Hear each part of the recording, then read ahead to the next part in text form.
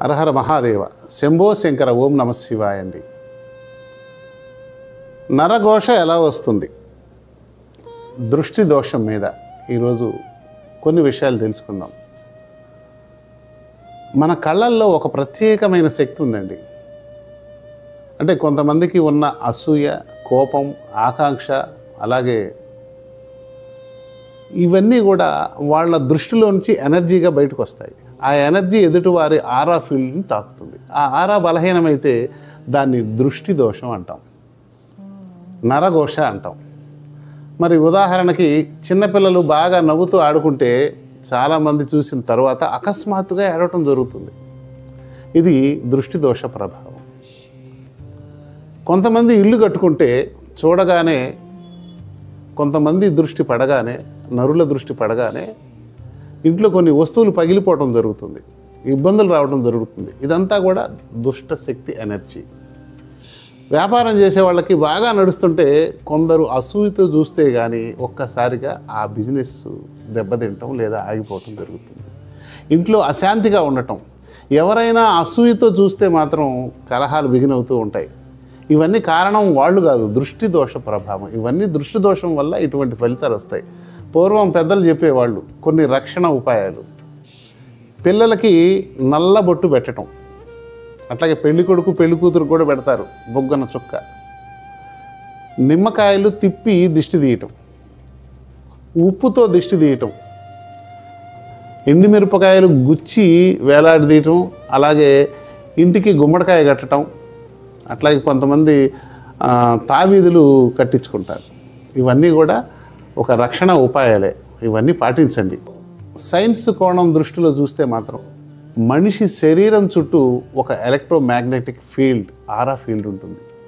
ఇది మన ఆరోగ్యం, మనసు, ఆలోచనలపై ఆధారపడి బలంగా లేదా బలహీనంగా ఉంటుంది. ఎవరైతే అసూయతో చూస్తే ఆ నెగిటివ్ వైబ్రేషన్స్ మన ఆరా ఫీల్డ్ని డిస్టర్బ్ చేస్తాయి. దీనివల్ల జాబ్ చేసేవారికి శరీరం అలసిపోవటం, కొంతమందికి తలనొప్పి వస్తూ ఉంటుంది. ఇక ఆర్థిక నష్టాలు, ఇబ్బందులు, ఫ్యామిలీలో కుటుంబ కలహాలు జరుగుతూ ఉంటాయి. కారణం ఇంట్లో సభ్యులు అనుకుంటాం కాదండి, దృష్టి దోష ప్రభావం. దీన్ని శాస్త్రీయంగా బయోమాగ్నెటిక్ డిస్టర్బెన్స్ అని అంటాం. బయోమాగ్నెటిక్ డిస్టర్బెన్సు నరుల ఘోష వల్ల, దృష్టి దోషాల వల్ల వస్తాయి. 7 చక్రాలు మన దేహంలో ఉంటాయి, ఆరా శక్తి కేంద్రాలు. మన శరీరంలో 7 ప్రధాన చక్రాలు ఉన్నాయి. మూలాధార చక్రం, ఇది బేస్ చక్ర, ఇది స్థిరత్వాన్ని, రక్షణని ఇచ్చేది. ఆ తర్వాత స్వాధిష్టాన చక్రం, సృజనాత్మకమైనటువంటి శక్తిని పెంచేది. మణిపూరక చక్రం, నాభి చక్రం, శక్తి, ఆత్మవిశ్వాసం పెంచేది. అనాహత చక్రం, ప్రేమ, కరుణకి. మాట శక్తికి విశుద్ధ చక్రం, ఆజ్ఞా చక్రం, జ్ఞానాన్ని తెలియజేస్తుంది. సహస్రార చక్రం, దైవానుభూతిని కలగజేస్తుంది. ఎవరి ఆరా బలహీనమైతే వారి 7 చక్రాల్లో ఇన్బ్యాలెన్స్ వస్తుంది. దాంతో శరీరం, మనసు డిస్టర్బ్ అవుతుంది, దృష్టి దోషానికి గురవుతాం. అందువల్ల కరుంగలి మాల శక్తి, కరుంగలి ఒక చెక్క, నల్ల జాతి చక్ర. కరుంగలి మాలలో ఉన్న శక్తి ఏంటంటే అది ఒక వుడ్ చెక్క.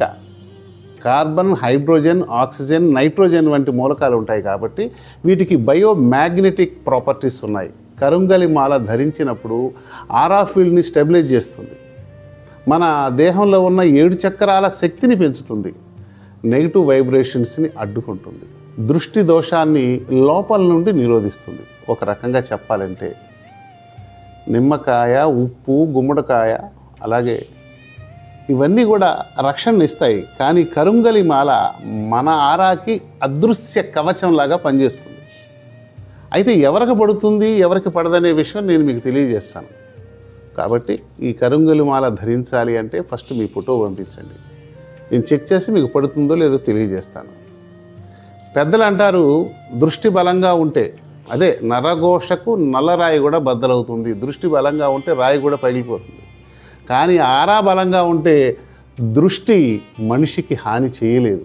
కరుంగలిమాల ధరించడం అంటే మన దేహంలో ఉన్న 7 చక్రాలను కూడా బలపరచటం, మన ఆరాని కాపాడుకోవటం, ఆధ్యాత్మిక శక్తిని పొందటం.